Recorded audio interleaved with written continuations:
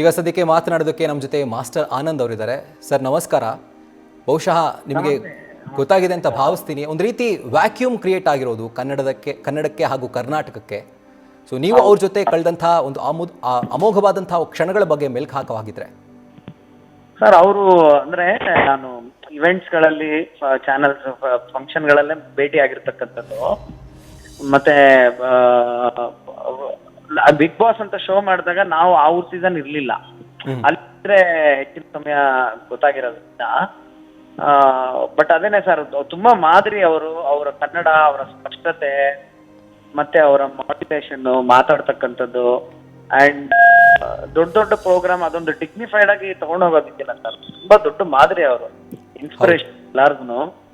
ನಾನ್ ತುಂಬಾ ಶಾಕ್ ಆಯ್ತಾ, 10 ನಿಮಿಷದ ಕೆಳಗೆ ಯಾರೋ ಹೇಳಿದ್ರು, ನನ್ನ ಫಸ್ಟ್ ನಾನು ಹೆಂಡತಿ ಫೋನ್ ಮಾಡಿದ್ಲು, ಅದಕ್ಕೆ ಮಾತಾಡಿ ನಾನು ನೋಡ್ತೀನಿ, ಮತ್ತೆ ಇಷ್ಟೊತ್ನಲ್ಲಿ ಯಾರು ಹೆಂಗ್ ಕೇಳೋಣ ಅಂತ ಅನ್ಕೊಂಡೆ. ನೋಡಿದ್ರೆ ಆಲ್ರೆಡಿ ತುಂಬಾ ಕಡೆ ಬಂದ್ಬಿಟ್ಟಿದೆ ವಿಷಯ.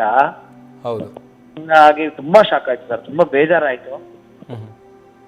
ಏನ್ ಹೇಳೋಣ ಸರ್, ಕನ್ನಡಕ್ಕೆ ಒಂದು ಲಾಸ್ ಸರ್ ಅಂತ ಹೇಳ್ಬೇಕಂತಂದ್ರೆ. ಕನ್ನಡ ಚಿತ್ರರಂಗ ಇರ್ಬೋದು, ಟಿವಿ ಮಾಧ್ಯಮ ಇರ್ಬೋದು, ಒಂದು ನಿರೂಪಕ ವರ್ಗದಲ್ಲಿ ಏನಿದೆ, ಒಂದು ದೊಡ್ಡ ಲಾಸ್ ಅಂತ ಹೇಳಿದ್ರೆ ಖಂಡಿತ ತಪ್ಪಾಗಲ್ಲ ಸರ್. ಖಂಡಿತ. ಯಾಕಂದರೆ ನಾವು ಮಾತಾಡುವಾಗಲೂ ಅಷ್ಟೇ ಸರ್, ಯಾಕಂದರೆ ಮಾತಾಡುವಾಗ ಒಂದೆರಡು ಆಂಗ್ಲ ಪದಗಳು ಬಂದ್ಬಿಡುತ್ತೆ.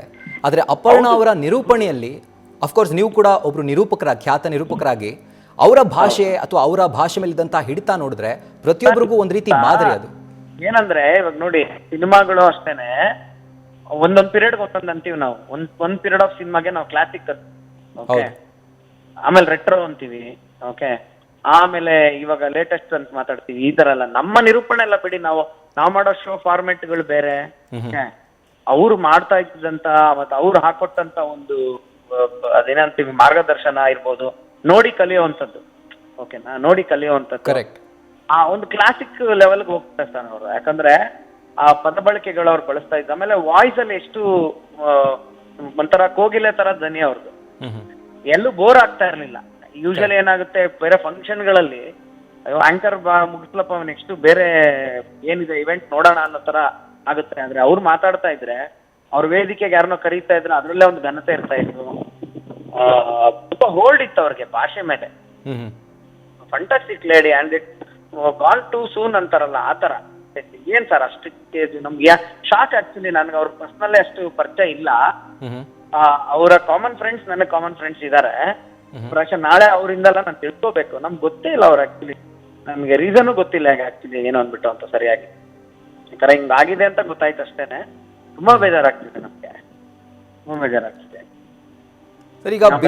ಅವ್ರು ಶೋ ಅಲ್ಲಿ ಮಾಡ್ತಾ ಇದ್ರು ಕಾಮಿಡಿ ಹಿಂಗೆಲ್ಲ. ಹೌದು, ಅದೆಲ್ಲ ನೋಡಿದ್ವಿ ನಾವು. ಕಲಾವಿದೆ ಅದ್ಭುತ ಕಲಾವಿದೆ. Correct sir. ಈಗ ಇನ್ನೊಂದೇನು ಅಂದರೆ, ನೀವು ಕೂಡ ಬಿಗ್ ಬಾಸ್ ಸ್ಪರ್ಧಿ ಆಗಿದ್ದಂಥವ್ರು, ಅಪರ್ಣ ಅವರು ಕೂಡ ಮೊದಲ ಸೀಸನ್ನಲ್ಲಿ ಬಿಗ್ ಬಾಸ್ ಸ್ಪರ್ಧಿ ಆಗಿದ್ರು.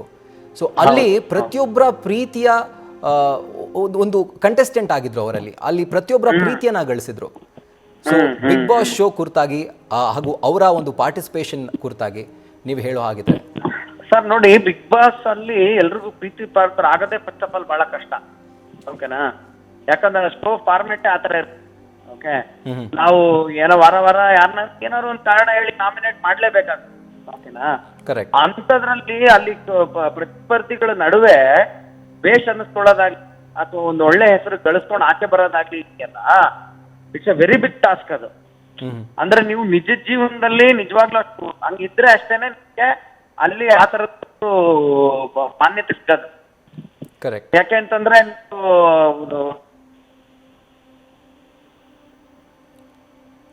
ಯು ಬಿ ವೆರಿ ರಿಯಲ್, ಓಕೆನಾ. ನಾವು ಬೇಡ ಅಂದ್ರೂ ನಮ್ಮೊಳಗೆ ನಮ್ಮ ರಿಯಲ್ ಕ್ವಾಲಿಟಿ ಆಚೆ ಬಂದ್ಬಿಡುತ್ತೆ, ಓಕೆನಾ. ಕರೆಕ್ಟ್. ನೀವು ನಿದ್ರೆ ಬಾಯಾರಿಕೆ ಆದಾಗ ಎಂತ ಮನುಷ್ಯ ಆಗ್ಲಿ ಕೆರಳಿ ಮುಂದಾಗ್ತಾರೆ. ಆದ್ರೆ ಅಲ್ಲಿ ಅವರು ಗಳಿಸಿದಂತ ಒಳ್ಳೆ ಹೆಸರು ಬಿಡಿ, ಆಟದ ಫಾರ್ಮೆಟ್ ಅಲ್ಲಿ ಆಚೆ ಹೋಗಕ್ಕೆ ಏನೋ ಒಂದು ಕಾರಣ ಹೇಳ್ಬೇಕು, ಯಾರೋ ಹೇಳಿರ್ತಾರೆ, ನಾವು ಸೀರಿಯಸ್ ಆಗಿ ತಗೊಳಕ್ ಆಗಲ್ಲ.